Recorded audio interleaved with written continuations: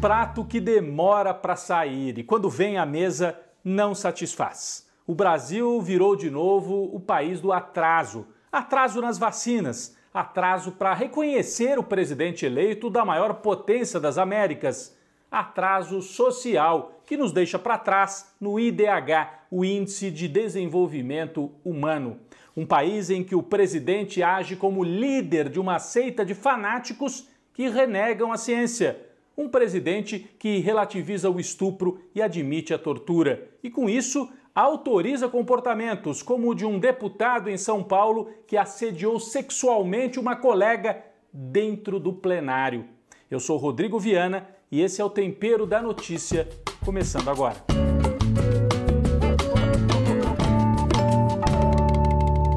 Essa semana foi marcada pelo início da vacinação nos Estados Unidos de Donald Trump. Até lá, onde o presidente também é um negacionista que desprezou a doença no começo. A primeira a receber a vacina nos Estados Unidos foi uma enfermeira que trabalha numa UTI em Nova York. Então começou nos Estados Unidos, já tinha começado na Inglaterra, na China, na Rússia e aqui no Brasil o governo continua batendo cabeça. O Supremo Tribunal Federal precisou entrar nesse assunto. Precisou obrigar o governo federal a apresentar um plano de imunização. E aí, finalmente veio este plano, o ministro Pazuello, o general, no dia em que foi apresentar o plano, muito descoordenado, os cientistas dizem que não foram consultados direito, que foram numa primeira reunião, depois não houve a segunda, pediram para retirar o nome do plano, mas na hora que foi apresentar esse plano para a imprensa, o ministro Pazuello falou: por que essa ansiedade toda, gente? Não precisa disso. Ô ministro, talvez, né? Porque nós tenhamos quase 200 mil mortes no Brasil pela Covid-19 e agora voltamos a passar, infelizmente, de 1.000 mortes por dia com esse descaso do governo federal. No dia da apresentação do Plano Nacional de Imunização, uma cena insólita. Olha só, o presidente Bolsonaro foi fazer graça, foi cumprimentar aquele boneco, aquele personagem, o Zé Gotinha, que está em todas as campanhas de vacinação. Na hora que ele estende a mão, o boneco tira a mão, que é o protocolo, né? Só o presidente e a sua turma de fanáticos anti-ciência é que continuam sem máscara e estendendo a mão no meio de aglomerações. Então essa cena é um símbolo do que significa estar sendo presidido pelo Bolsonaro no meio da pandemia. O Banco Central, presidente do Banco Central, Roberto Campos Neto, disse com todas as letras esta semana também que a melhor coisa para a economia é a vacina. Com a vacina, você consegue tirar as pessoas de casa, fazer a economia rodar de novo. Disse o presidente do Banco Central, é mais barato vacinar do que continuar dando auxílio emergencial. É melhor para a economia. Precisa avisar o chefe dele, o Bolsonaro, que voltou a afirmar: eu não vou tomar vacina e acabou. Foi a frase deste ser humano que preside o Brasil nesses dias tão difíceis. Dessa forma, a gente vai avançando para 2021 sem perspectivas na economia, o auxílio emergencial termina, a inflação em alta e o salário mínimo anunciado também esta semana sem nenhum ganho real, R$ 1.088, apenas corrigindo a inflação pelo IPCA de 2020. O problema é que para os mais pobres que recebem o salário mínimo, a inflação foi maior, porque o peso dos alimentos é maior para quem ganha o salário mínimo. Os alimentos subiram mais do que outros itens. Então, deveria haver um reajuste efetivo no salário mínimo para evitar dificuldades ainda maiores para quem está aqui embaixo, na pirâmide social brasileira. Bom, o país, isso foi registrado numa pesquisa no IDH, Índice de Desenvolvimento Humano, que é divulgado todos os anos. O Brasil perdeu 5 posições nesse índice. Perdeu 5 posições. Isso significa que a gente está avançando muito devagar. O IDH, ele mede várias coisas: escolaridade, saúde, né? Renda, são os 3 itens que compõem o IDH. O Brasil está andando muito devagar, está praticamente parado e com isso foi ultrapassado por outras nações. O Brasil caiu 5 posições. E se levar em conta a questão da desigualdade social, caiu ainda mais. aí cai 20 posições. Essa é a tragédia brasileira sob pandemia e com um governo que não consegue resolver a questão econômica. Tivemos pelo menos uma boa notícia esta semana, a aprovação do Fundeb no Congresso Nacional. Na verdade, ele já tinha sido aprovado, para que a gente entenda, o Fundo de Desenvolvimento da Educação Básica. Uma grande vitória alguns meses atrás, foi colocado na Constituição Federal. Então, está na Constituição. Precisava agora fazer a lei para a operação efetiva desse fundo. A Câmara dos Deputados, na semana anterior, tinha dado um golpe contra a educação, né? Tirou dinheiro do Fundeb para distribuir para escolas religiosas e do Sistema S na Câmara.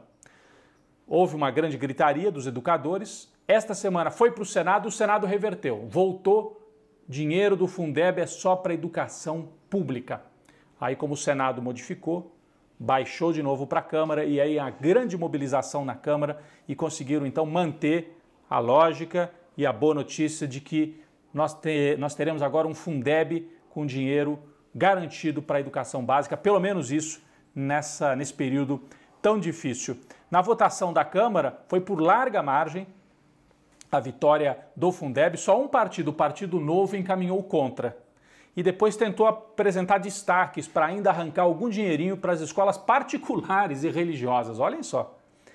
E aí não conseguiram passar, por 286 votos a 163, manteve o dinheiro só para a educação pública. Esse placar, inclusive, segundo alguns, como o deputado Orlando, do PCdoB, publicou no Twitter, que esse placar indica que se a esquerda, que defendeu o Fundeb, aliada com a direita liberal do Rodrigo Maia, estiverem juntas, elas podem derrotar a extrema-direita bolsonarista.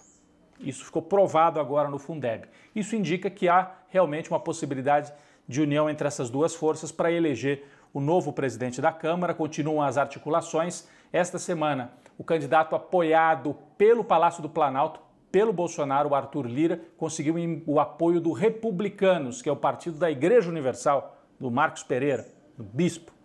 Vai apoiar o Bolsonaro, o candidato do Bolsonaro ali na Câmara.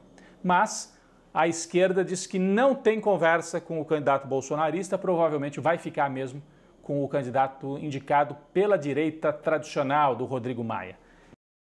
Então o país tem que ficar muito atento, porque seria um atraso imenso o Bolsonaro dominar também a Câmara dos Deputados, elegendo um presidente. Um atraso ainda maior nesse país do atraso, como nós dissemos na abertura.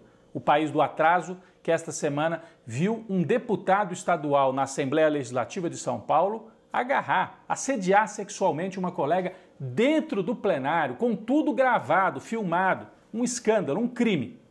A deputada Isa Pena, do PSOL, foi para a tribuna, denunciou, apresentou o vídeo e está abrindo uma queixa policial, além de pedir a cassação desse deputado Fernando Cury, do Partido Cidadania, ele que é da região de Botucatu e tem muito apoio na área dos ruralistas, tem que ser denunciado. Solidariedade total à deputada Isa Pena e às mulheres que lidam com isso no seu dia a dia. Bem, no país do atraso, o Bolsonaro foi o último a reconhecer a vitória de Joe Biden, finalmente, né? O Joe Biden essa semana foi confirmado pelo colégio eleitoral lá nos Estados Unidos e aí o Bolsonaro não teve outra saída senão reconhecer. E circulou a informação de que ele não reconheceu antes porque o embaixador brasileiro lá em Washington, um desses olavistas radicais de extrema-direita, dizia para o Bolsonaro: não reconhece não, porque teve fraude e o Trump vai virar esse jogo e vai conseguir cancelar a eleição, e o Bolsonaro acreditou. Então isso que é grave, eles espalham mentiras e eles acreditam nessas loucuras que eles mesmos espalham pelas redes sociais.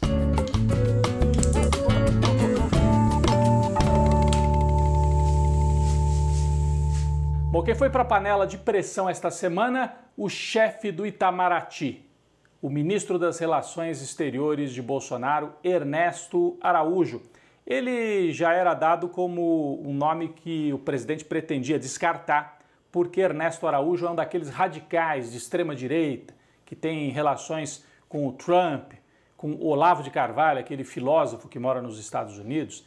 Então, o Ernesto fazia sentido nesse momento em que o Brasil tinha como principal aliado o Trump. Agora as coisas mudaram, foi eleito Biden lá nos Estados Unidos.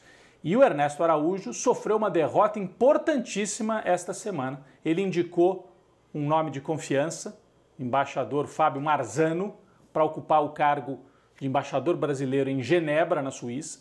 E todos os embaixadores têm que passar pelo crivo, pela aprovação do Senado. E o embaixador Fábio Marzano, foi rejeitado de lavada. 37 votos a 9, os senadores disseram não ao nome indicado pelo Ernesto Araújo. Esse embaixador que iria para Genebra também é alinhado com esta turma aí que defende religião, defende as coisas mais disparatadas, dizem que defendem a família tradicional, então tem um discurso, inclusive, perigoso, que beira em alguns momentos o preconceito contra as mulheres e contra as minorias no Brasil e no mundo. Então, importante, o Senado disse não, Ernesto Araújo vai para a panela de pressão e pode acabar de ser fritado no começo do ano que vem. Dizem até que o Bolsonaro gostaria de colocar Michel Temer, o ex-presidente Temer, como chefe do Itamaraty no lugar do Ernesto Araújo. Seria trocar os radicais de extrema-direita pelo centrão, pelo Temer, por essa turma que sempre esteve aí para tentar tocar o governo até o fim, com apoio do centrão no Congresso Nacional.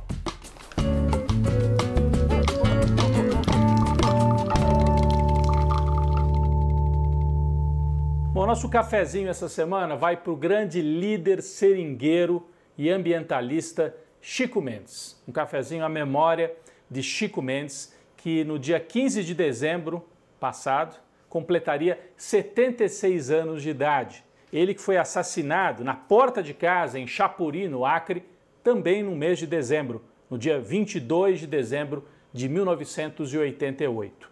Por isso, do dia 15 ao dia 22, aniversário de nascimento e aniversário de morte, do dia 15 ao dia 22 de dezembro, a família, a filha de Chico Mendes, organizam lá no Acre a Semana Chico Mendes, em memória do grande líder.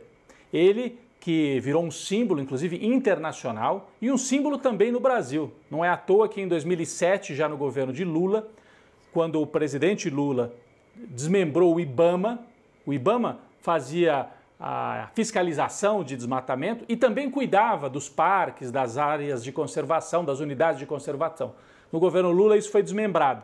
Então, as unidades de conservação foram transformadas num instituto à parte, o Instituto Chico Mendes. Leva o nome desse grande ambientalista, a gente lembra a memória de Chico Mendes, e esse povo que está no poder agora, que quer passar a boiada, destruir, queimar a Amazônia, são os inimigos de sempre de Chico Mendes. Representam aqueles que mandaram matar Chico Mendes. Eram grileiros, desmatadores, gente que queimava a Amazônia.